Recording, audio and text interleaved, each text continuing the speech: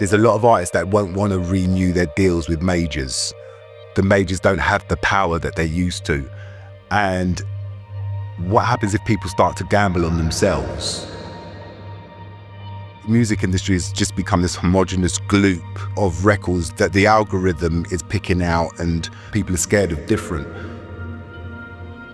As much as I'm trying to own it now and be very American, it's like, I did this. There's still that young kid deep down that has been told that is not good enough, or is not going to amount to anything. Today we talk what it takes to turn resilience and chaos into purpose and potential. We are with music industry titan Darcus Beese OBE, the man who brought us Amy Winehouse, Jessie J, Taio Cruz, Florence the Machine, Mumfords and Sons, and so many more. We explore a past where volatility was a state of being for Darcus, where race wars, class wars, and culture wars shaped and tuned him into both an artist and businessman, where failure was simply not an option.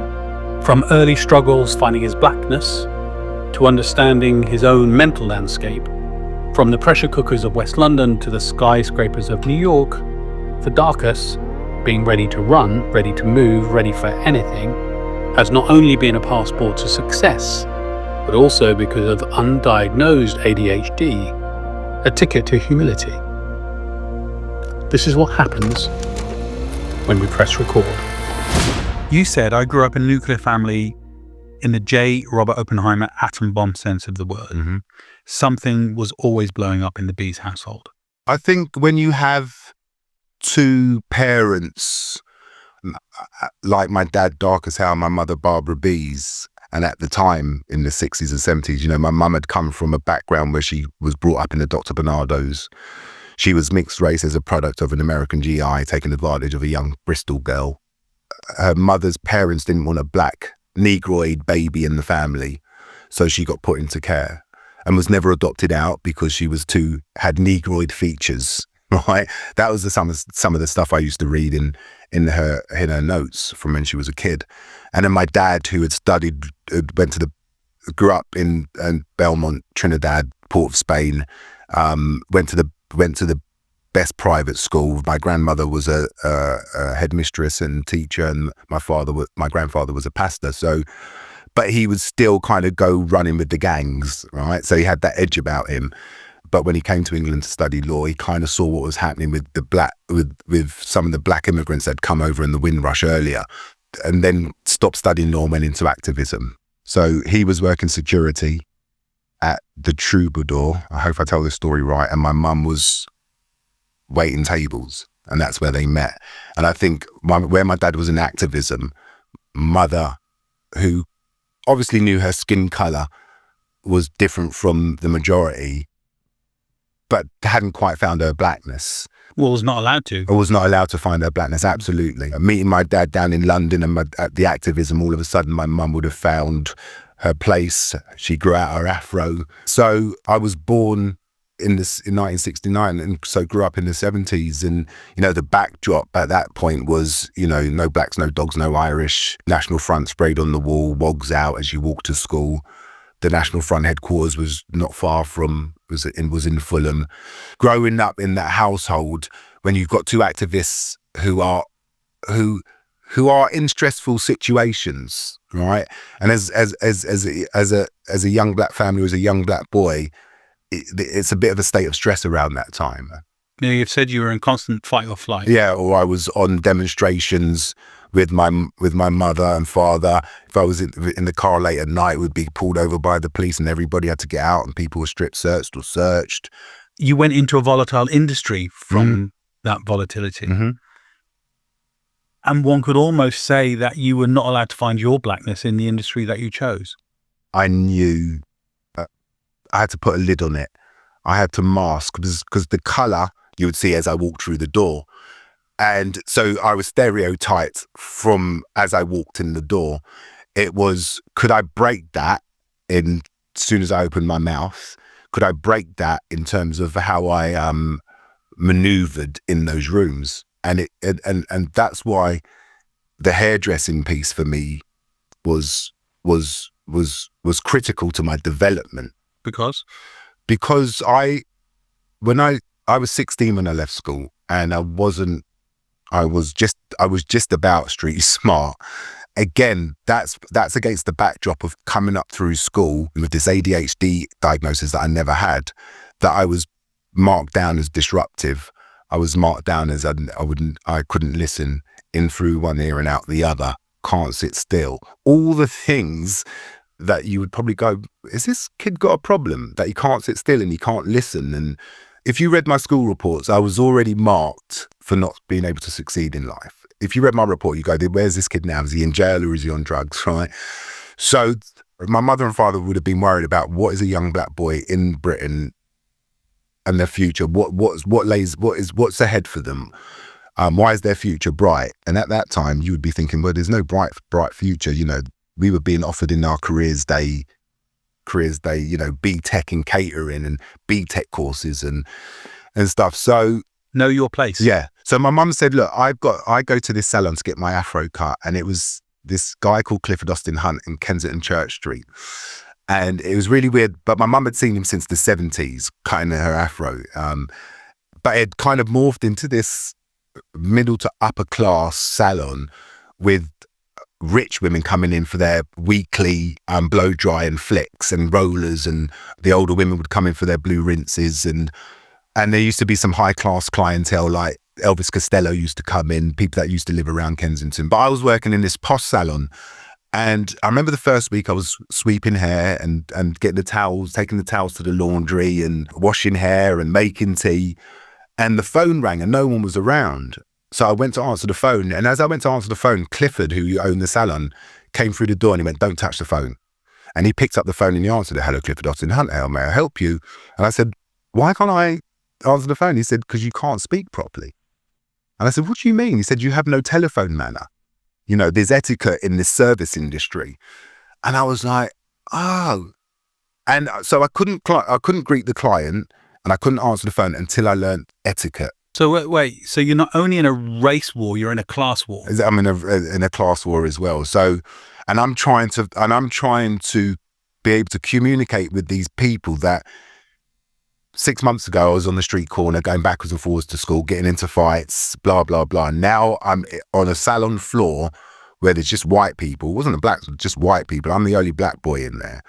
And I've got to learn how to assimilate. I just wanted to answer the phone all of a sudden. I wanted to greet clients. I wanted to converse. So that kind of helped me develop my social skills.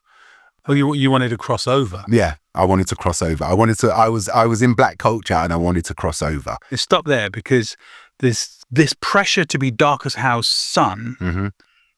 a black activist, Mm-hmm. with a woman whose blackness was never permitted. Mm-hmm. Your first move was away from it. Yeah. I turned left, but a lot of my friends turned right. I was always a loner because I was an only kid. And a lot of my friends, all of my friends had brothers and sisters. So they grew up in a group setting, right? And I grew up by myself. So I had the dynamic with my friends was I was always fighting to get in the group. But my sisters, who were brought up in West Hampstead, who I'd go and visit every Saturday, to get a taste of just getting away from it, because West Hampstead was very bohemian, right? They used to live in this enclave of Fortune Green in West Hampstead. And it was like racism didn't exist in this enclave. It was very, you know, it was really weird from where I used to live in West London. So I used to go there to decompress. I was very good at shape-shifting and moving between different sets of people.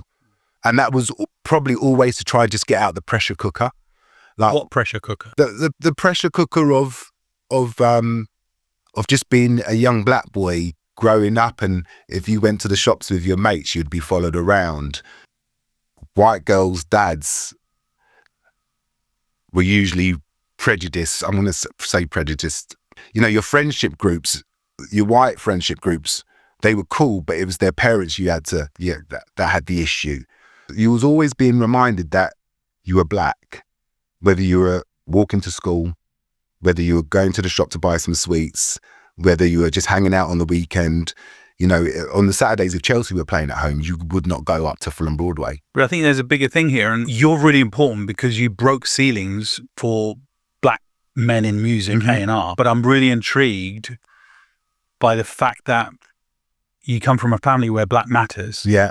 And that must have been a pressure. But then you went into an industry where black didn't matter or wouldn't be listened to. And that must have been another pressure. So you've got these two pressures colliding from 20 years old. Yeah. You were subjected to such a huge amount of expectation from your Black Panther side of your family, expectation from yourself, from I want to be able to answer the phone like white people do. It's quite simple stuff, right? And those two things collide to create what? Resilience, a bit of chaos, a bit of the trauma of growing up and having to navigate that. And if you get through that, you got a layer of armor. From early on, I had this perception of me, and it was so skewed. My mates thought I was gay because I went into hairdressing and had this different haircut and I dyed my hair. Looking back, I just wanted a point of difference. It was there inside of me. You know, I tap danced. You know, I went to tap dance. I auditioned for the Italia Conte, the stage school. So there was that thing about me. Wanting to get away. I remember if I was in trouble, my mum would be, I'm going to call your dad. And we didn't have a phone at the time. We didn't have a landline, so mum would go next door to use their phone.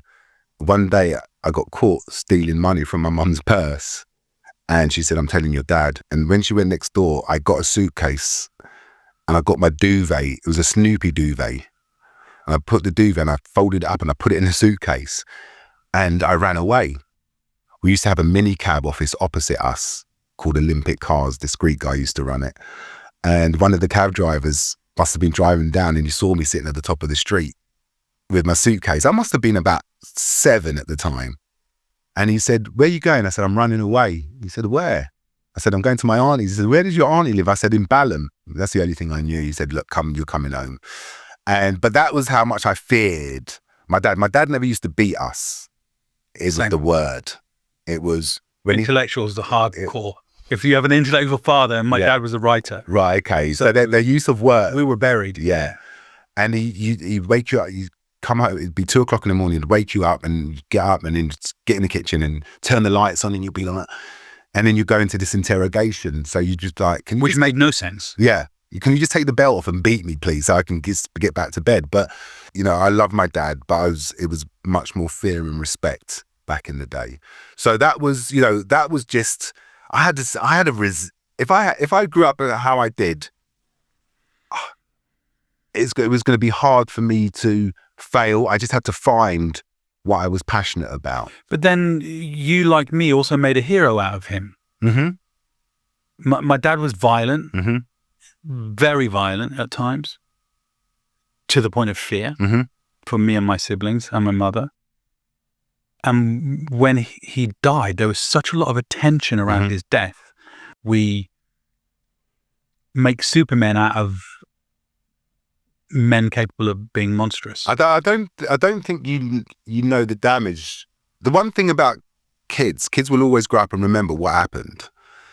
And you know when it's happening, and people are being irresponsible around their children, they forget that the children are going to grow up and they're going to remember this stuff.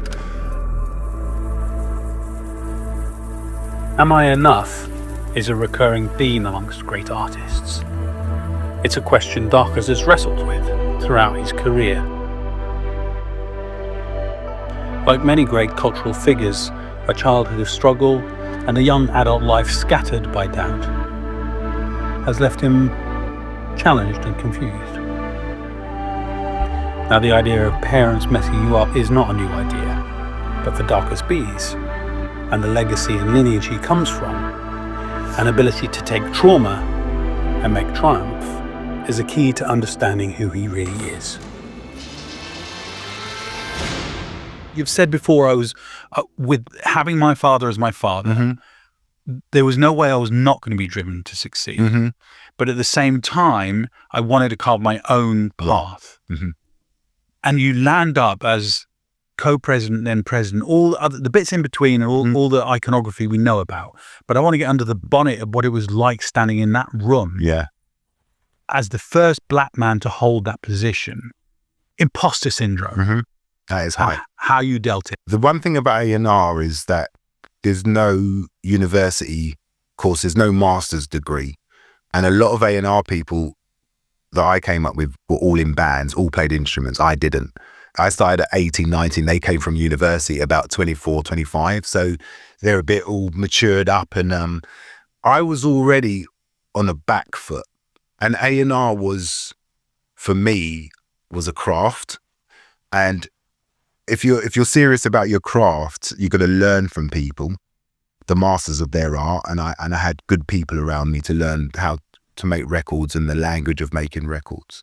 Look, I never grew up going, I can see people that look like me that are CEOs or presidents. So I just was like, don't get fired and try and be successful. That was it for me. Just don't get fired and try and be successful and try and repeat.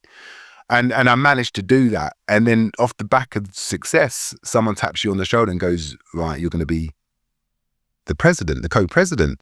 I still had this imposter syndrome. It was my success based on other people. You know, nothing happens by yourself. There's a team of people. There's a group of people that are really good at what they do. So I would question my success. Did you also question whether or not it was activist enough? Yeah, that's a good question. And what happened was I was very on brand when I first was allowed to start making records. I went blacker than black. I went blacker than Spinal Tap's Black album. Like, I signed this kid called Silent Eclipse that was part of the Nation of Islam. That was just, who didn't like white people, was just like more hardcore than Ice Cube, you know, and that was me trying to be on message. But I realized that some of my roster was just about selling out the Jazz Cafe or Subterranea, while my counterparts, their acts were selling out Brixton Academy and Shepherd's Bush Empire, Brixton Academy, Ali Pally. So I was like, I get my responsibility as a black man, but what's my responsibility to the business? You had that realization. I had that realization. That's when the walk in the line happens, because my roster then flipped to Sugar Babes, Taio Cruz and Amy. I already knew how hard it was with black acts, and I never stopped signing black acts, but the pushback was always, you know, you couldn't put a black face on the cover of a magazine because the circulation would go down that way. You were always told these things, right? Which is what you've been trying to do your whole life. And that which I thought I could do with Silent Eclipse in my youth. But as I got older, I realized if I was going to be a successful A&R person, I needed acts that could do volume and go around the world. The real challenge is making it to a decade and beyond. That's another one of your quotes. Right now, there's going to be a lot of artists that are signed that are going to be cycling out. There's a lot of artists that won't want to renew their deals with majors because the majors don't have the power that they used to. And what happens if people start to gamble on themselves? Ireland in America was different to the island in the UK. Yeah, what went wrong in America? What went wrong in America? Oh my God. You disappeared into something. Yeah. Yeah. What happened? America was, again, it was one of those moments where I was planning for the future in the UK, but I was jaded as well. I'd literally done everything possible in terms of what success looked like. We had achieved that at Ireland as a group of people. You know that you're only ever keeping a seat warm at a certain point. Because what was worrying me and frightening me was like, what am I without Ireland? Because I'd spent, since I was 19, Darcus at Ireland. I was synonymous with Ireland through the last decade. And much more dangerous as well. Well, my dangerous in what way? The question is not what is Darcus without Ireland, but what would Ireland be without Darcus? Well, that was a two-way question, and it was when I got tapped up to go to America, my staff really didn't want me to go. The UK staff was like, "You can't go. What is it going to be like without you?" Because I had run it through the lens of how I just wanted to be perceived by the people that I work with and the artists. And you never want to be the dickhead, and you want to be liked, right? You don't want people not liking you. You wanted a place where people felt comfortable working and staying and not wanting to leave. So that was kind of the culture that I built. So they didn't want me to leave. The artists didn't want me to leave, but I knew that I had to make the next step. If I said no, I would have regretted it, because someone like me does not get that opportunity that gets asked by corporate to go to run the American company. But it wasn't until I actually kind of hit the ground running in America that I was like, holy shit. It was like, everything scales up. The buildings scale up, the road scale, everything scales up, the business scales up. And I'm this English guy that's just landed that might have taken someone's job that could have had that. Like, there was people like, I wanted that job, that were Americans. And then you're African Caribbean coming in and taking a slot that maybe an African American could have got. So you're a double outsider. So you're a double outsider, and then you're trying to learn the business. So are you suddenly in that moment back to not being able to answer the phone? I'm a president and CEO, and people know I'm on the back foot. People know that they're like, all right, you're here now, go on then, show us. Yeah, you're Darcus from the UK, but you're in the US now, all right? You're in the US. I remember walking down the street. I was going to see a U2 show, and I bumped into Chris Blackwell, who was walking to the same show as me. Chris Blackwell founded Ireland. And he said, how are you getting on? And I said, he said, working in America is going to be tough. And never truer word was said to me. But where I had, again, undiagnosed ADHD, I could just go hammer and tong. First year was beautiful. It was the honeymoon period. I was living on the Upper West Side, 80th and Broadway, opposite Zabar's, a beautiful deli. Going to work on my electric scooter through Central Park. It was just like, whoa. But my feet didn't touch the ground while I was there. So I ended up not living in New York. I was working in New York. My diary exploded, and I was doing a lot of traveling backwards, forwards, especially long haul. It was not sustainable. COVID hit, lockdown happened, and then all of a sudden we were just stuck in this apartment on the Upper West Side, and apartment living in New York. That's when you realize New York City is very small and it's very claustrophobic. And again, I hadn't been diagnosed yet, so all of a sudden my brain started to unravel, because I no longer was running at 100 miles an hour. I'd stopped, so everything was catching up to me. And I started self-medicating. New York was burning, BLM, George Floyd, the police killed George Floyd, then they killed Ahmaud Arbery. There was all these people that were just getting killed by the police. And I just thought, being black in America is really a thing. It doesn't matter how rich you get, right? It doesn't matter how big your house is, how rich you are black in America. Am I taking this too far by saying suddenly you're in a situation, you're self-medicating, the ghost of Darcus Howe is at the end of your bed going, what are you doing? Yeah, because maybe the spectre of how I got brought up with mum and dad, and America was really toxic for people of color. There was certain stuff I just couldn't reconcile. You've hit the nail on the head, because I went back to the UK. I literally said, I'm not going to bring my children up here. I don't have to be here. I have to be back in the UK. What I realized what my activism was to be successful and hopefully be that person that other people could see. Now, whether it is attainable, whether people could attain what I did, that's a different kettle of fish. That's on an individual. But I do say to people, if you really want that, and it's about the book, be careful what you wish for, because if you get it, you're going to give up something. Perhaps the price you pay if you try to reconcile art and commerce is that you are destined to always be the outsider who never really comes in. Even now, Beese is driven not only by success, but also responsibility. Not only a responsibility to his culture, but also a responsibility to a generation of new artists that he has yet to meet. In that gentle love, Darcus offers a price.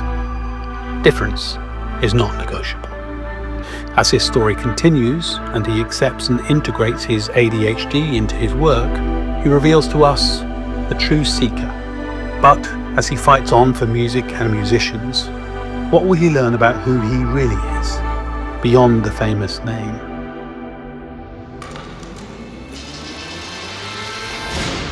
Now we're taking the show into a whole other area, which is part of me, my dream is for it to be a place where music and musicians can come and go, okay, we've got a safe place to talk about who we are and how we are. Yeah. And I feel like we're in a position in the music industry right now where it's more important than ever to give musicians, old and new, a place to be fresh. Because I feel like if you're Diana Ross, you've got to do Ain't No Mountain. And similarly, if you're JP Cooper, you've got to do September Song, otherwise no one's interested in you. So from an iconic music man's point of view, where do you sit with that kind of sense that music is a little bit in crisis? The excitement of working in the music industry, apart from being next to your favorite bands and stuff, is the excitement comes from new acts breaking. That's the music industry for me.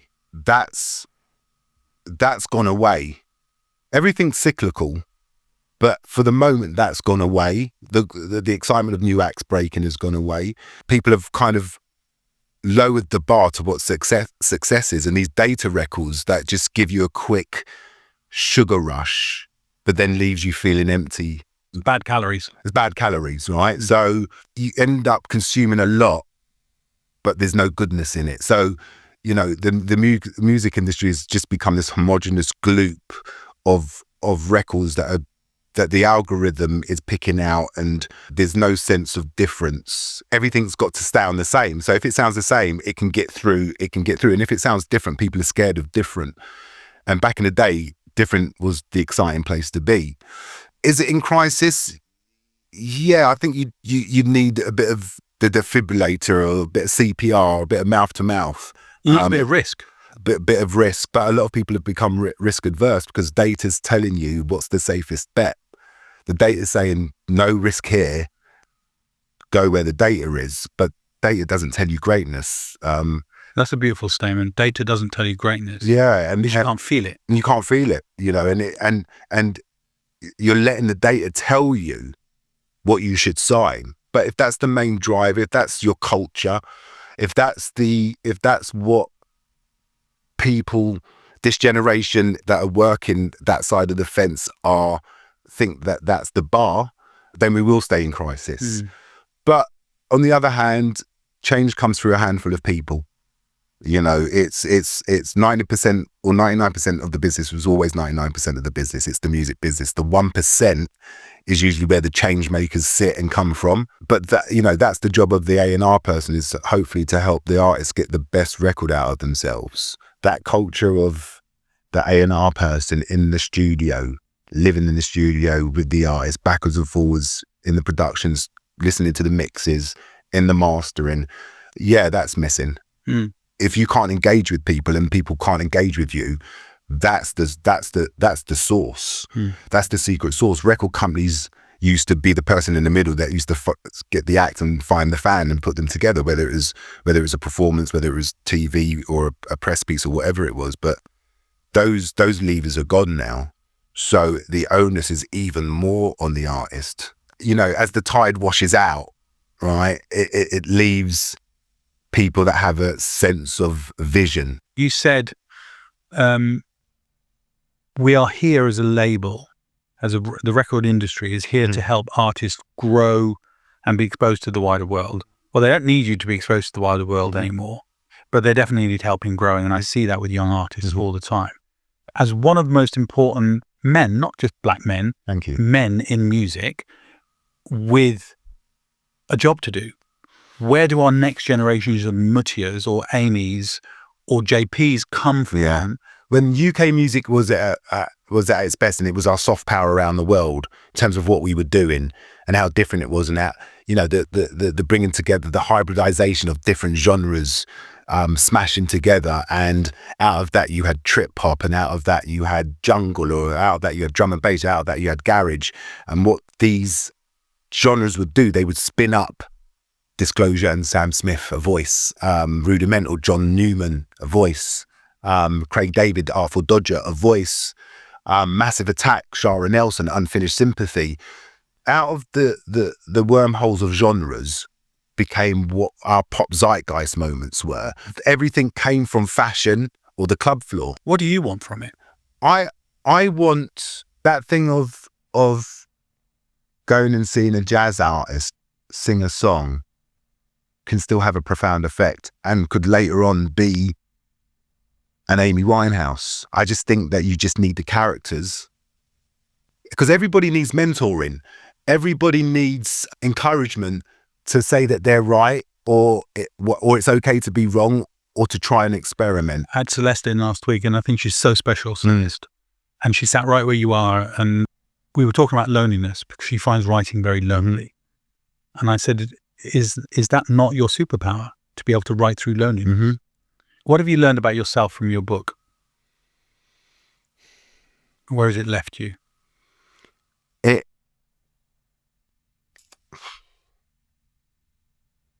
It taught me that I am super resilient, that I should not be where I am now. Writing a book and laying it all out has kind of compelled me to own it, like really own it. To own the truth of it. What is the truth of it? The truth is that if I was going to tell my story, it had to be truthful, because that was the journey of a young, forget that the music made it the backdrop to be exciting to talk about, to be able to write about. If you took music out of it, it's just the journey of a young black boy trying to navigate, and through everything that's thrown at you, that I could have easily been knocked off course. I managed to navigate it, being a bit broken along the way. Broken by not running away from childhood trauma. Carrying my dad's name was hardcore. And at first I thought it was fun, but my son has my name now. And I really feel a bit away now, knowing the pressure he's got with my name. My dad was Darcus Howe. My son is Darcus Beese, exactly the same name as me, right? What I'm looking at there is the expectation of a young black kid from activism in his DNA, mm-hmm. to say, I'm going to activate mm-hmm. my own way. Yeah. Don't judge me. Then felt judged most of his life. Yeah. I mean, that's kind of the nature of the book. And it took the writing of the book, which was almost like therapy for me, to kind of get here that we can have this conversation. Because it wasn't out there. I wrote the book and I started therapy. And I was like, I'm not writing a book and fuck therapy. Like, who's going to do therapy? I know I'm wired differently. I know I can go to dungeons dark and grim. What's there to know? There's to know that what you need to know is why, you know, and so, you know, you pull that back, the layers that you built up over time. And that's where I am. The layers have gone. I'm okay in my truth. I'm okay having these conversations, and what's the next 10 or 20 years of activism for me is, and the activism is still to be successful and sell a lot of records, but what's my give back component, and who am I mentoring? The music industry is the worst place for a young person to be successful in. It's just very toxic. You can get overworked. It's judgmental. If you want to have a career and be able to enjoy this as a hobby again, because you go from hobby, then you get signed and it becomes a job. And then if you get successful enough, it can become a hobby again. But what I can't be party to is everything that I sat across and saw. So if it's fame, I'm not here for fame. And that's why this conversation is really important, and what my responsibility is going forward. The issue for me now is the give back, and not even being happy, because I don't know what happy is. Right? I just want to be content. Finally, this is a quick fire round. What frightens you? What frightens me? Failure. Why? Because it basically expose me. Expose you as what? As a fraud. The old imposter syndrome. Again, as much as I'm trying to own it now and be very American, it's like, I did this. There's still that young kid deep down that has been told that is not good enough, or is not going to amount to anything. When are you brave? I'm brave in the face of, I've been to dungeons dark and grim, and I get myself to the light. So I put resilience and brave together. So you're saying you're brave in the face of yourself? Yeah. I learned at an early age that that feeling of being uncomfortable is why you're going to be successful. I was able to kind of put myself into stretch and put myself into uncomfortable situations. What do you see in the mirror in the morning? I see someone that's, fuck me, Phil. I don't look in the mirror. I found out just the other day that what I see in the mirror, you don't see. My daughter taught me this just about the mirror on the phone, and she flipped the photo, and it blew my mind. Who are you when no one else is looking? Who am I when no one's watching? Is I am not the Darcus that everybody thinks. When I get up in the morning and leave the front door and I come to work, I'm on. When I come home, that's the real me. Who have I had today? Well, that's where you've met me at home. Good. You met me at home. You've met my kids, and we talked about how we all met and all that, and now we're having a conversation, which you actually fucking did as well. Good, because you said earlier, who is Darcus without Island, and I counted, well, who is Island without Darcus? Have you got a middle name? Shaka. Who is Shaka? Whoa, okay. I think Shaka would be the person that comes out of this that has figured out that you can put the names back together again, Darcus Shaka Beese. So if Darcus Beese, dude, if Darcus Beese was Island Records and blah, blah, blah, and no one ever knew my middle name, then Shaka is free from that. Are you a fucking psychiatrist? Not. But that's interesting, because it was always Darcus Beese. The Shaka was never talked about nor mentioned. And that's the Untainted. So maybe when I come back, maybe when I say what my name will be Darcus Shaka Beese and not Darcus Beese. Only because you're more than Darcus. And that's why you've been successful. Have a look back at 7-year-old Darcus and Snoopy and his suitcase. What does Darcus age 7 want to say to Darcus now? Remember me. Remember me. Beautiful. Thank you. I don't think I'm going to get a better answer than that one. That is beautiful. All right. Is that the mic drop finish? All right, excellent. Fucking hell, Phil, man. I'm gonna